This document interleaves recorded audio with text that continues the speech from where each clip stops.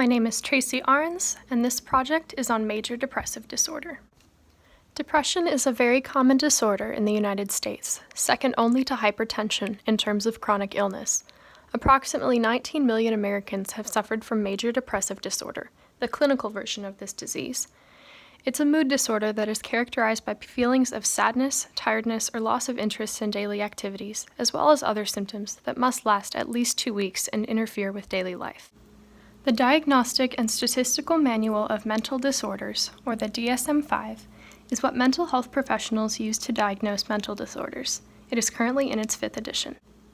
According to the DSM-5, the symptoms of depression include depressed mood most of the day, nearly every day, markedly diminished interest or pleasure in all or almost all activities every day, also known as anhedonia, significant weight loss when not dieting, or weight gain, a change of more than 5% of body weight in 1 month, insomnia or hypersomnia, psychomotor agitation, which is a feeling of restlessness, or retardation, which is when one feels that every activity is being done slowly, fatigue, tiredness, or loss of energy nearly every day, feelings of worthlessness or excessive or inappropriate guilt nearly every day, diminished ability to think or concentrate nearly every day, and lastly, recurrent thoughts of death or suicide.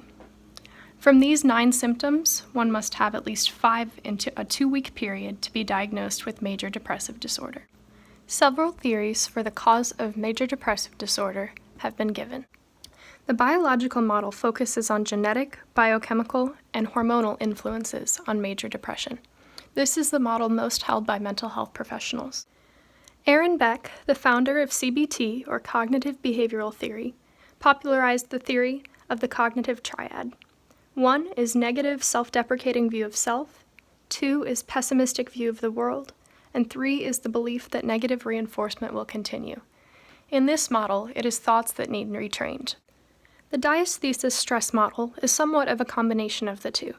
It believes that depression may be caused by environmental, interpersonal, and biological factors, and that the biological predisposition combined with life events is what truly causes the major depressive disorder.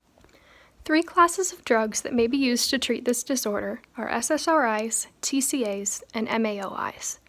The first, selective serotonin reuptake inhibitors, include fluoxetine, also known as Prozac, sertraline, Zoloft, and citalopram, Celexa. Tricyclic antidepressants include amitriptyline, Elavil, impramine, tofranil, and nortriptyline, Pamelor.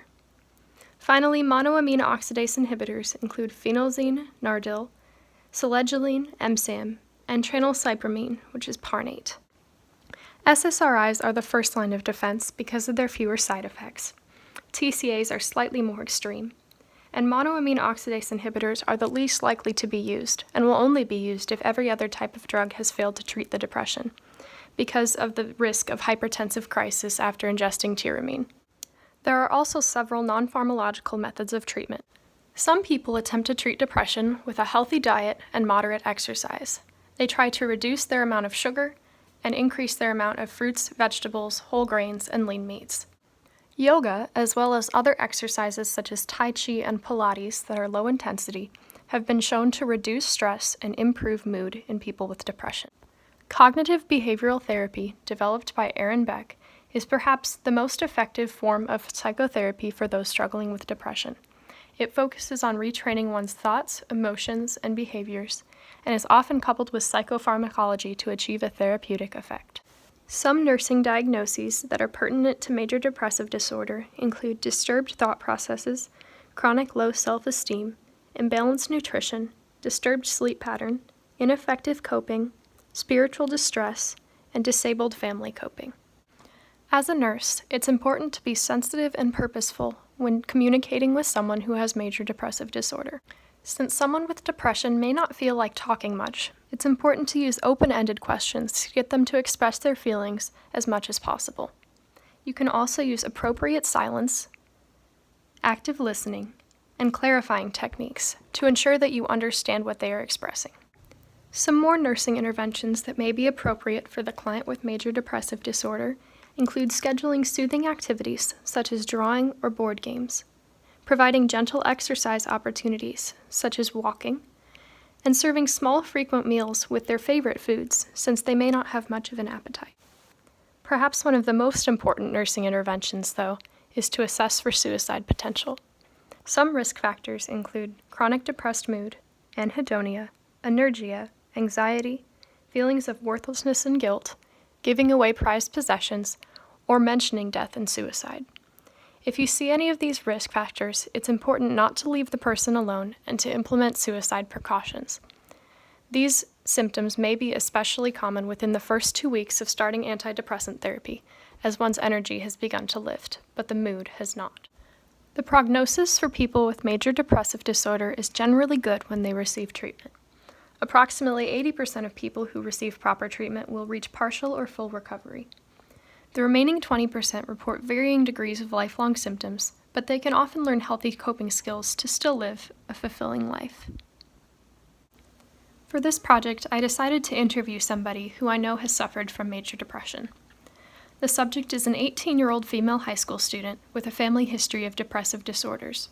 Her symptoms included decreased mood, decreased interest, fatigue, changes in sleep, and changes in appetite. Her symptoms began after a traumatic experience. However, she was not diagnosed with clinical depression until a year later, at age 16, due to an inability to cope and an escalation of her symptoms. She reported suicidal thoughts and actions at the age of 17, which have since subsided. Through trial and error, she has experienced hospitalization, cognitive behavioral therapy, medication, and many other therapies. She is now seeing a therapist approximately once a week and is taking Prozac. This is therapeutic for her. When asked what she wished people could understand about depression, she responded, "It's kind of hard to explain to people who don't have it because it's like a war in your own head. Depression is a real illness, just like if you broke your leg, and people deserve treatment and to be taken seriously. I also wish people would stop saying just smile more, because depression has nothing to do with how outwardly happy you look." This ends the case example. In conclusion, depression is a very common disorder with much research behind it. As a nurse, it's important for me to understand this disorder so that I can treat patients effectively.